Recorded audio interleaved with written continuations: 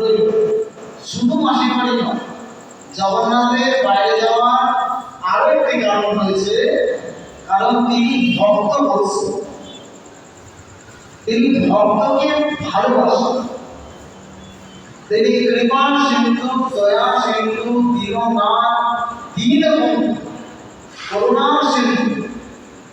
তাই তিনি চান যে আমি এই গর্ব গৃহের মধ্যে যদি সারা বছর থাকি, অনেক নিয়ম আছে, অনেক সিস্টেম আছে, যে এই গর্ব গৃহের ভেতরে সকলের প্রবেশ নিষেধ।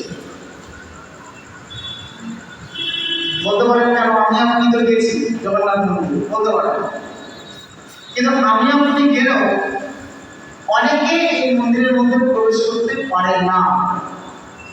যেরকম যারা জগন বংশের রয়েছে তারা কিন্তু এই জগন্নাথ মন্দিরে প্রবেশ করতে পারে না, নিয়ম রয়েছে। হরিদাস ঠাকুর কিন্তু নিজে কোনোদিনও জগন্নাথ মন্দিরে প্রবেশ করতেন, যদ্যপি তিনি চাইলে কিন্তু প্রবেশ করতে পারতেন। আপনি চৈতন্য চরিতামৃত পড়ে দেখুন, চৈতন্য ভাগবত পড়ে দেখুন, হরিদাস ঠাকুর নিজে বলেছেন ভেতরে ঢুকে নিজে শিক্ষা দিয়েছেন, লৌকিক শিক্ষা দিয়েছেন ভক্তদের। তিনি তো ব্রহ্মার অবতার ছিলেন, তিনি ইচ্ছা করলে পারেন কিন্তু জানেন। তিনি কিন্তু মহাপ্রভুর অন্তর্গত নামাচার্য, নামের আচার্য তিনি, তথাপি তিনি মন্দিরের ভেতরে যান। কারণ জগন্নাথ মন্দিরে প্রবেশ তো আছে, কিন্তু সকলের প্রবেশ।